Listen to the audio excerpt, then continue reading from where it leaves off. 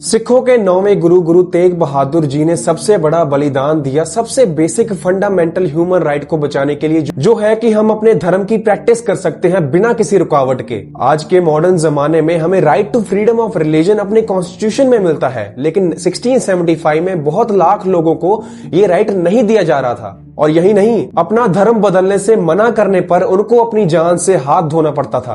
अपनी जिंदगी को किसी मकसद के लिए कुर्बान कर देना बहुत ही मुश्किल काम है, लेकिन गुरु तेग बहादुर जी का बलिदान सबसे यूनिक है, क्योंकि इन्होंने ना अपने स्वार्थ के लिए बलिदान दिया, ना अपने लोग सिखों के लिए बलिदान दिया, बल्कि इन्होंने बलिदान दिया कश्मीर के शांति पसंद पंडितों के लिए। ये बात ध्यान में रखी जाए कि सिख गुरु खुद सनातन धर्म की कई प्रैक्टिसेस में नहीं मानते थे, जैसे कि पर्दा सिस्टम, सती या फिर आइडल वर्शिप जैसे कि मूर्ति पूजा, लेकिन फिर भी कश्मीरी पंडितों के धर्म को बचाने के लिए उन्होंने अपना सब कुछ कुर्बान कर दिया, अपना सब कुछ बलिदान कर दिया। तो बात यह है कि 1658 में जब मुगल राजा औरंगजेब राजा बनता है, तो राजा बनते ही वो अपने 3 भाइयों का कत्ल करवा देता है और अपने पिता को बंदी बनवा देता है और जबरदस्ती बहुत सारे हिंदुओं को इस्लाम धर्म में कन्वर्ट करवा देता है। कश्मीर के जो पंडित थे वो अपने तेज दिमाग और अपनी पढ़ाई लिखाई के लिए जाने जाते थे। उनका सिखों के साथ और सिख गुरुओं के साथ बहुत अच्छे संबंध थे।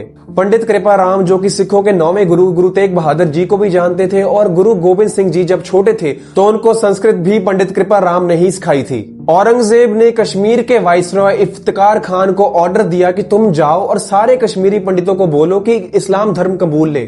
सारे कश्मीरी पंडितों को एक डेडलाइन दे दी गई कि उससे पहले पहले तुम लोग इस्लाम धर्म को कबूल लो, वरना तुम्हें अपनी जान से हाथ धोना पड़ेगा। औरंगजेब को लगता था कि अगर कश्मीरी पंडितों को वो इस्लाम धर्म में कबूल करवा देता है तो उसको लगता था कि देश के बाकी सारे लोग अपने आप इस्लाम कबूल लेंगे।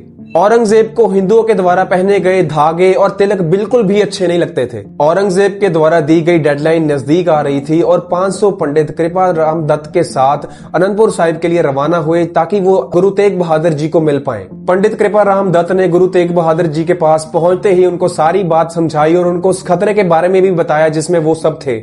गुरु तेग बहादुर जी कश्मीरी पंडितों की मुश्किलों को हल करने के लिए एक सोच में डूब गए। तभी उस कमरे में गुरु गोविंद सिंह जी आते हैं, जो उस टाइम पे 9 साल के थे, और वो देखते हैं कि कमरे में सन्नाटा छाया हुआ है। गुरु गोविंद सिंह जी ने गुरु तेग बहादुर जी से पूछा कि बात क्या है। तो गुरु तेग बहादुर जी ने गुरु गोविंद सिंह जी को बताया कि जब तक कोई बड़ा धार्मिक इंसान, कोई बड़ा गुरु इन कश्मीरी पंडितों के लिए अपना बलिदान नहीं देगा, इनको मुगलों के अत्याचार से छुटकारा नहीं मिलेगा। तो गुरु गोविंद सिंह जी जवाब देते हैं कि पिताजी, आपसे यहाँ पर सबसे बड़ा कौन है।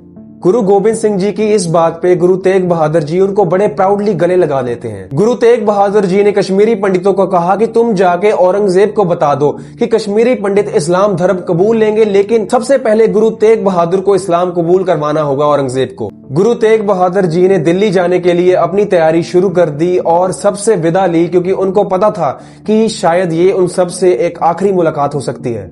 लेकिन जाने से पहले गुरु तेग बहादुर जी ने बाल गुरु गोविंद सिंह जी को सिखों का अगला गुरु नियुक्त किया। गुरु तेग बहादुर जी के साथ दिल्ली चलने के लिए 3 लोग रवाना हुए, भाई मतीदास, भाई दयाला जी ते भाई सतीदास।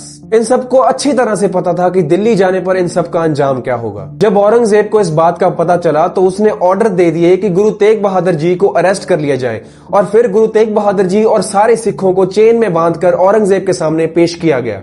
औरंगजेब ने गुरु तेग बहादुर जी से पूछा कि तुम्हें एक सच्चा पातशाह क्यों कहा जाता है?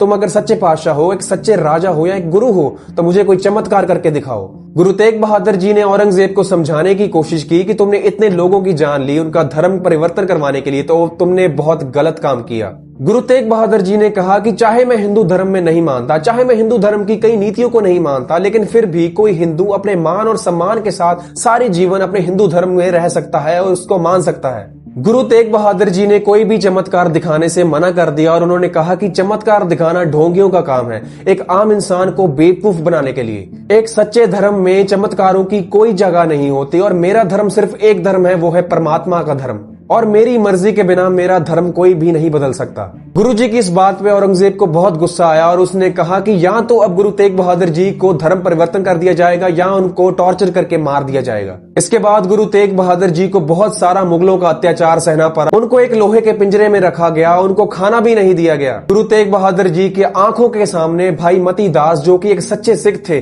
2 पिलरों से उनको बांधा गया और आरी से उनके 2 टुकड़े गुरु तेग बहादुर जी की आंखों के सामने कर दिए गए। दूसरे सिख भाई दयाला जी जिनको जिंदा उबलते हुए पानी में डाल दिया गया और शहीद किया गया। लेकिन गुरु तेग बहादुर जी के चेहरे पर एक भी शिकस्त नहीं थी, एक भी घबराहट का निशान नहीं था। और इस सब के बाद तीसरे सिख भाई सतीदास जी को शहीद किया गया, उनको रुई में लपेटा गया और आग लगा दी गई। वहां पर मौजूद सारे लोग बौखला गए क्योंकि गुरु तेग बहादुर जी की आंखों में ना तो कोई गुस्सा था ना कोई डर था। और फिर वो काला दिन आया 24 नवंबर 1675। चांदनी चौक में सभी लोगों के बीच गुरु तेग बहादुर जी को बैठाया गया। गुरु तेग बहादुर जी ने अपने रब को याद किया, अरदास की और जल्लाद ने उनका सर धड़ से अलग कर दिया। और इसी तरह सिख गुरु तेग बहादुर जी मानवता की रक्षा के लिए, सनातन धर्म की रक्षा के लिए शहीद हो गए और उन्होंने अपना बलिदान दे दिया। गुरु तेग बहादुर जी का शरीर खुले में छोड़ दिया गया और किसी भी में इतनी हिम्मत नहीं थी कि वो उनको जाके टच कर सके, क्योंकि वरना औरंगजेब के लोग उसे मार देते। उसी दिन दिल्ली में एक तूफान आया और सारी दिल्ली अंधेरे में छा गई। इसी बात का फायदा उठाकर एक सिख भाई जैता जी ने गुरु साहिब का सर उठाया और अनंतपुर साहिब की ओर भागे। अनंतपुर साहिब पहुंचते ही उन्होंने गुरु गोबिंद सिंह जी को उनका सर सौंप दिया और बड़े ही सत्कार के साथ गुरु तेग बहादुर जी के सर का अंतिम संस्कार किया गया। लेकिन गुरु साहिब का शरीर अभी भी दिल्ली में चांदनी चौक में पड़ा हुआ था। एक और सिख भाई लखी शाह जी ने उनका शरीर अपनी गड्डी में उठाया और अपने घर ले गए। भाई लखी शाह जी ने गुरु तेग बहादुर जी की बिछड़ी रूह के लिए प्रार्थना की और अपने घर को ही आग लगा दी। भाई लखी शाह जी ने बड़े मान और सम्मान के साथ गुरु साहिब के शरीर का अंतिम संस्कार किया। अगले दिन उनकी अस्थियों को इकट्ठा किया और एक जगह पर दबा दिया। आज उस जगह पर गुरुद्वारा रकाबगंज है जो कि दिल्ली में है। मेरा ये सिर गुरु तेग बहादुर जी के बलिदान के लिए हमेशा झुक जाता है और मैं आप सब लोगों को रिक्वेस्ट करता हूं कि इस वीडियो को सब तक शेयर करें ताकि इनको पता चले कि सिखों का असली इतिहास क्या है।